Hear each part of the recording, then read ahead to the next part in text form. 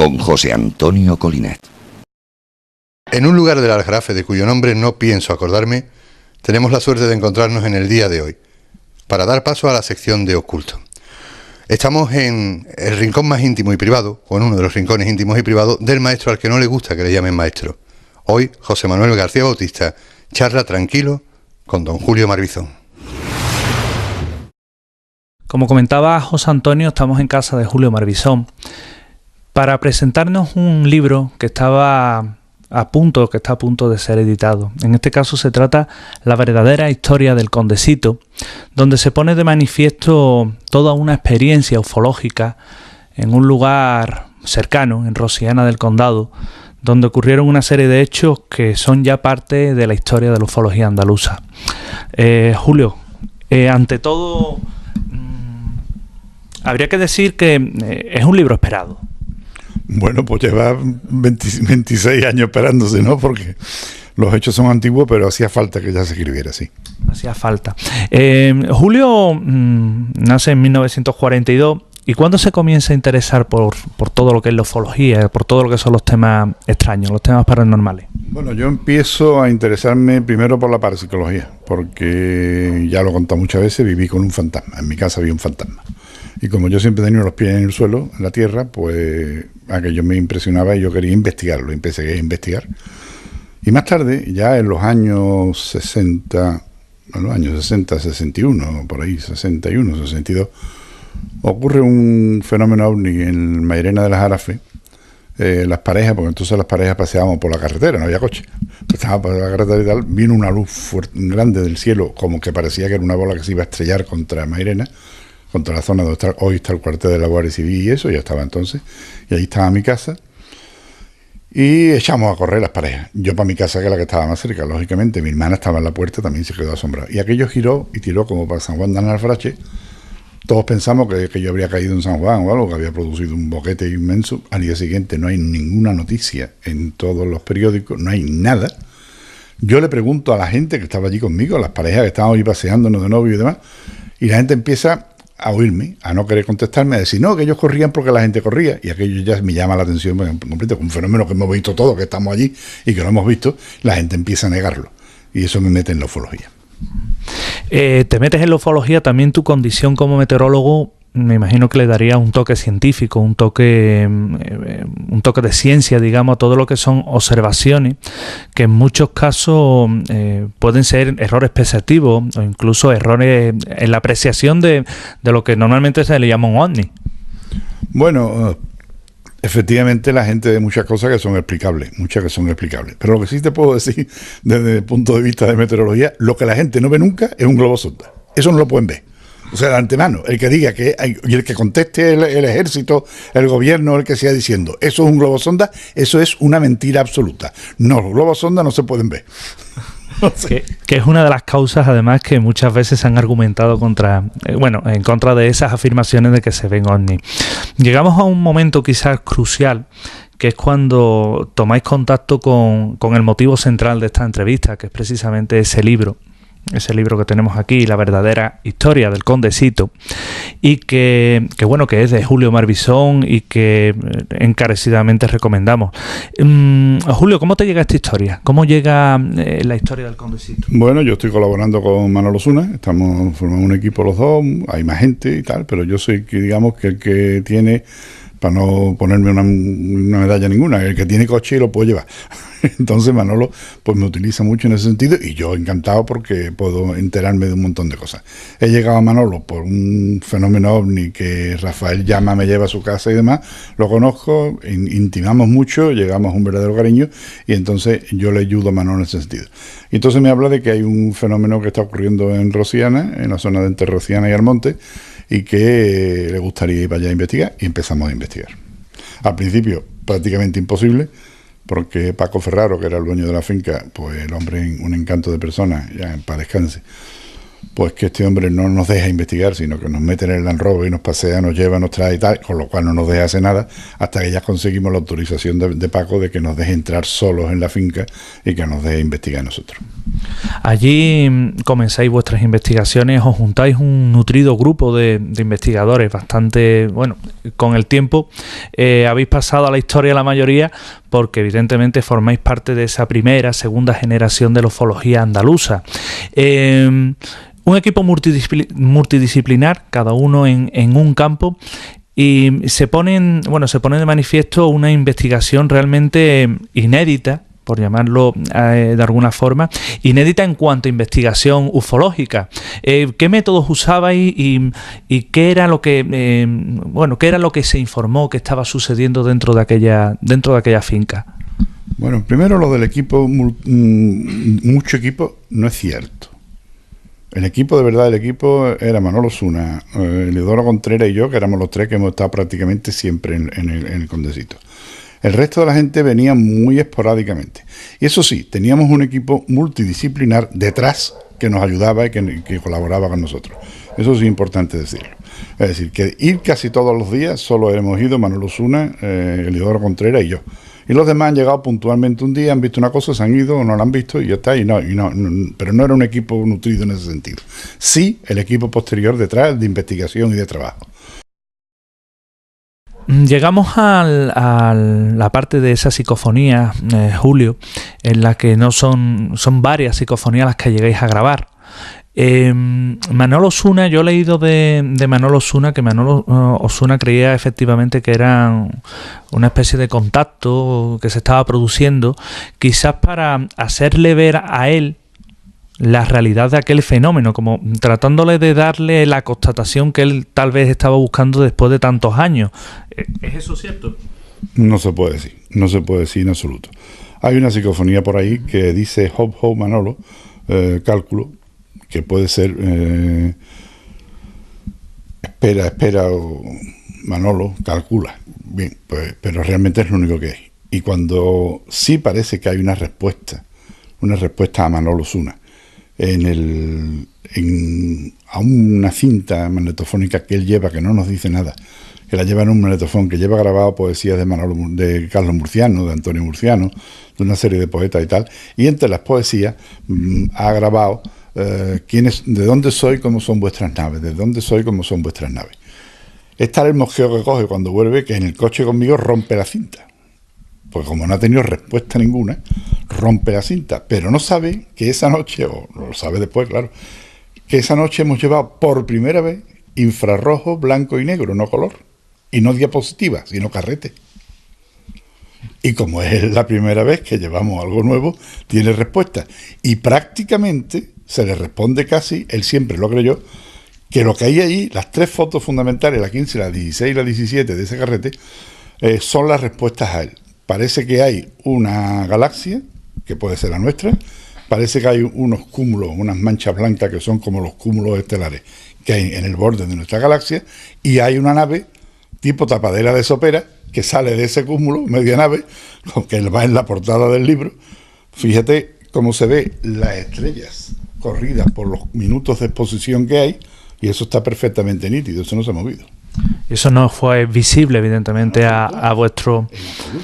Hay, si no recuerdo mal, también hay otras fotografías, o hay experiencias, más bien experiencia luminosa, como ese astronauta.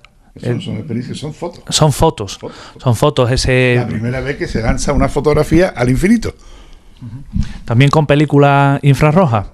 La película infrarroja, en toda esta apasionante historia del Condesito, daría también otra muestra, o esa relevancia que tiene cuando se capta también una extraña silueta, una extraña imagen, desde el techo, creo que de un 124, y surge lo imposible. Surge un rostro, una cara, que es la que traería en jaque, digamos, a los ufólogos de la época, incluso, de la actualidad. ¿Cómo surge todo aquello, Julio? Lo mismo. Hemos puesto los magnetófonos en el suelo porque se han grabado cosas en el magnetófono, y yo, como parece que hay un movimiento del micrófono de ese magnetófono, pues con la cámara cargada con carrete infrarrojo, fotografío desde el techo de mi coche un 124, como tú bien has dicho, fotografía aquellos magnetófonos. La primera foto de los magnetófonos es normal.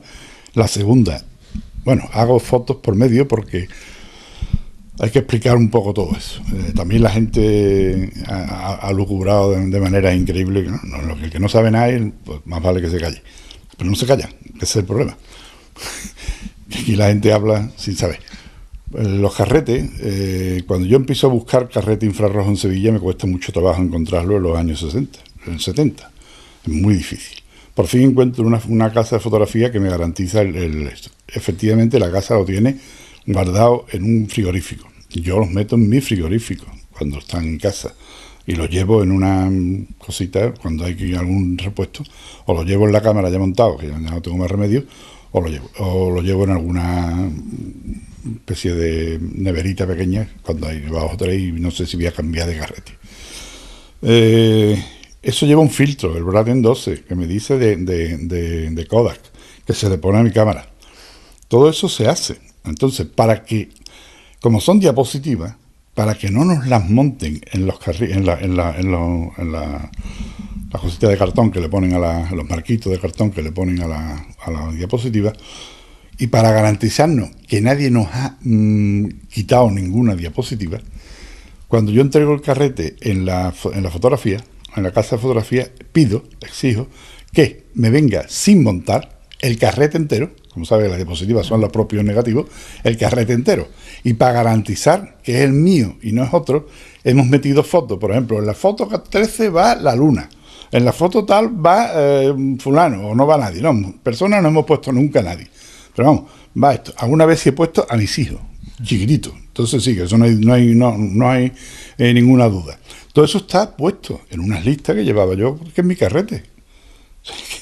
Entonces todo eso se hace. Fíjate, bueno, pues por medio, entre la primera foto a los magnetófonos, que es normal, y la segunda a los magnetófonos, no es la siguiente hay una luna por medio, y la siguiente vuelvo a los magnetófonos y ya no sale el magnetófono, sale una cara en primer plano, solo una cara, que tiene que estar inclinada, porque yo estoy en un techo curvo, y como se ve la de los magnetófonos está completamente girada, pues entonces tiene que haberse puesto así para salir en la foto, se ha tenido que poner, él ha tenido que posar, y cuando paso, yo estoy contando, fíjate, en aquella época estábamos tan pobres, no teníamos ni siquiera ni un trípode, ¿no?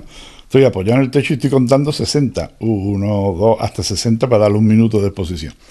Cuando paso el carrete y vuelvo a empezar, lo que sale detrás es una foto velada, solo con dos cosas rojas arriba, y que los que la ven, cuando le pasamos la diapositiva a alguien que nos diga qué es lo que ve ahí, pues hablan de botas, de piernas, como unas botas. Entonces no entendemos nada de lo que es una cosa que está como subiendo, con unas botas rojas, una energía grandísima, que ha velado prácticamente todo. Más tarde eso tiene explicación, lógicamente. Surge aquella figura, aquel rostro indefinido, porque la verdad es que no se puede definir. Está definido perfectamente por, sí, indefinido, por José María Geni, catedrático de anatomía de la Facultad de Sevilla, que en paz descanse, porque hay una cantidad de gente muerta aquí, pobrecitos míos. Indefinido en la cuestión en que evidentemente no se sabe de quién o a quién pertenece aquella persona. Sí. La luna, fíjate el horizonte como está torcido, el condecito, la cara y el estudio de Geni, de José María Geni, de su puño y letra. Efectivamente. Explicando todo. La posibilidad de que tenga 4 ojos. Sí, incluso el desajuste que hay entre las cuencas oculares, la nariz, el rostro, que es como si estuviera deformado. Tiene barba, nadie tiene barba en aquel momento, nadie tenía barba en aquel momento. Sí, porque además hemos visto una foto tuya hace un momento sin barba que se corresponde con la época. Claro, esta es la que te decía, ¿ves? Que parece una bota, un zapato. Tenemos ese rostro que sin identificar. Y a partir de ahí empiezan Pérez no es. Empezamos con las elucubraciones en este caso, porque es quizá una de las partes que han traído la polémica a todo ese caso del Condesito, sobre todo a raíz de estudios que hicieron miembros de un sector crítico de la ufología, en este caso Cuaderno de Ufología, a través de un libro que se llamaba El Condesito, Viaje al Corazón del Misterio, de José Miguel Arcíbar Arcuello, y que sin embargo, bueno, tampoco es que arroje suficiente luz al caso. Me encanta que gente que no han pisado aquello ni lo han visto escriban un libro y dictaminen sobre lo que es. Es que me encanta. Porque después de todo aquello, evidentemente, cada cual tiene una hipótesis de trabajo. La hipótesis que ustedes barajaste en la época, Julio, cuando surgió aquel rostro, ¿cuál era?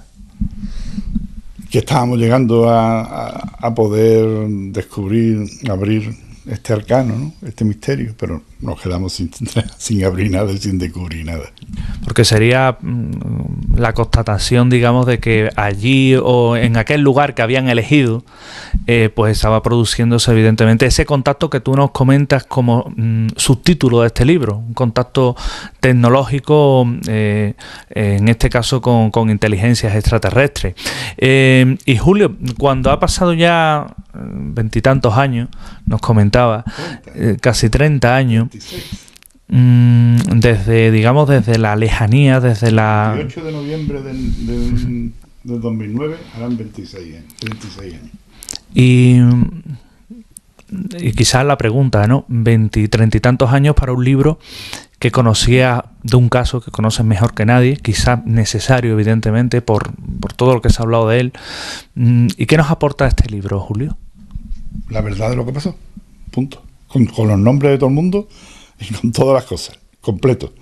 Es decir, completo con todo, porque te puedes encontrar desde los fonocardiogramas que se le hicieron a la cinta del Condesito, a la cinta de la psicofonía. Te puedes encontrar los estudios de María Geni, te puedes encontrar muchas cosas que normalmente la gente no lo tiene, y entonces aquí está, y casos que estaban relacionados con aquello, ¿no? Casos que fueron ocurriendo relacionados para decir que efectivamente en aquel momento había una verdadera oleada de casos alrededor del Condesito y alrededor de todo esto, ¿no? Y que nos estaba llamando por mucho la atención, ¿no? Entonces aquí tiene estudios de Instituto de Zobiología en Barcelona sobre lo que puede ser, de cosas de una especie de cinta, el famoso Pentecostés, que estamos aquí, aunque sea un poco irreverente llamarle Pentecostés, ¿no? Está todo lo que pasó completamente de punta a rabo. Y entonces esto realmente hacía falta, yo creo que hacía falta, con todas las fotos, las maltratadas fotos que todo el mundo está usando sin tener derecho a usarlas, y que a partir del momento de que el libro está publicado, las fotos tienen copyright. Y no admito que se vuelvan a utilizar más por nadie. Ni las mías, ni las de los otros que también tienen copyright aquí, a las que le he pedido autorización, que son suyas, o puede ser Roberto Pozuelo, a los que le he pedido autorización, tiene un fonocardiograma. Y esa ya está bien. Ya está bien que todo el mundo utilice fotos, se gane dinero con fotos, y yo no he ganado una peseta en mi vida con nada de esto. Me ha costado dinero, porque como digo en la introducción, el carrete lo pagaba yo, el revelado lo pagaba yo, el coche lo ponía yo, la gasolina la pagaba yo. No sé, me ha costado dinero. Un libro pues necesario, Julio, porque además aporta la investigación en primera persona, en este caso la investigación por quien realmente la conocía, por quien realmente la conoce, porque quizás a los que hemos venido detrás, pues esto nos ha venido todo a remolque de toda la información que evidentemente ustedes mejor que nadie conocíais. Un libro necesario, un libro que les recomendamos, un libro en el que se van a poder acercar precisamente a lo que es la ufología de la época, a la figura de muchos de aquellos personajes míticos dentro de lo que es la ufología histórica andaluza, y podrán también acercarse a uno de los mejores casos y más documentados precisamente que dio esta tierra. Recuérdenlo, es la verdadera historia del Condesito, el probable contacto tecnológico con seres extraterrestres. Es la obra esperada, en este caso, de un ufólogo, de una parte histórica de la ufología andaluza, Julio Marbizón.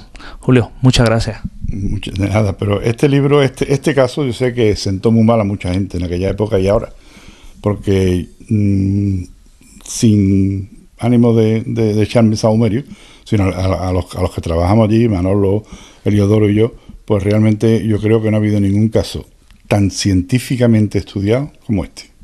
Ninguno. Y eso le molesta a la gente muchas cosas. Que fuéramos los pioneros en infrarrojo, que fuéramos los pioneros en mezclar la parapsicología con la ufología, que fuéramos los primeros en muchas cosas, eso le siento muy mal a mucha gente. Realmente luego no solo fue el único caso, porque revisando documentación de Manolo Osuna, a Manolo Osuna también le gustaba documentar ampliamente todo lo que hacía. Investigaciones contigo, investigaciones con Darnaude, investigaciones con Helio Contreras, y la verdad es que era un personaje bastante peculiar en ese sentido, bastante exhausto con su forma de escribir un tanto, bueno, que el que haya leído los documentos lo conoce, pero era bastante singular, ¿no, Manolo Osuna? El padre de la ufología andaluza, y hay que reconocerle a él todo el mérito de los que hemos ido detrás de él, siguiendo su estela, y desde luego Manolo ha sido el gran ufólogo andaluz y español. Pues era nuestra recomendación, la verdadera historia del Condesito. Aquí, no se lo pierdan, en Oculto, con Julio Marbizón. Carretera, no había coche.